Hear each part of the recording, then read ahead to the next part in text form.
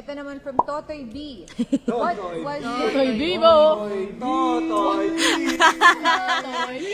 Love on the Clock? Sabi, what was your expectation coming in your first day sa Love on the Clock? Akala ko talaga paglabas ng airplane may camera ng ganun. Yun ang ina-expect ko. No, nag-aayos na ako sa airplane pa lang. Oo, akala ko may gaganon na susunod. Ako yung expect ko kung malalaman kung manhid pa ba ako sa pag-ibig o hindi. Love on the Clock? Or pupa. Bakit di lumalabas Ano recommend mong kanta if in love ako ngayon at gusto ko lang magpakalunod sa aking feelings? Wow. Sample please. Wow. Sampulan mo tol. Sorry. Anong kanta? Oh, isipin mo, yung Madly Deeply in Love. Oh. Bigyan niyo ang kanta, bigyan niyo ang kanta. My way yan, my way.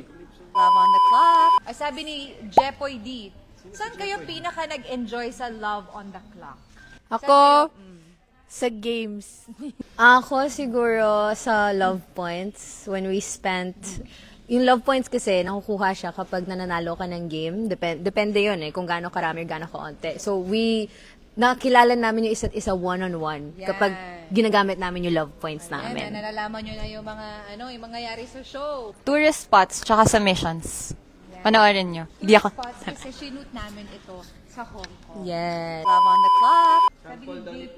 Ay, okay. Sample mo. Isip mo na. Wag na. Sige na. Pagbigyan mo ng mga kapatid. Go! Anong kanta? Time after time.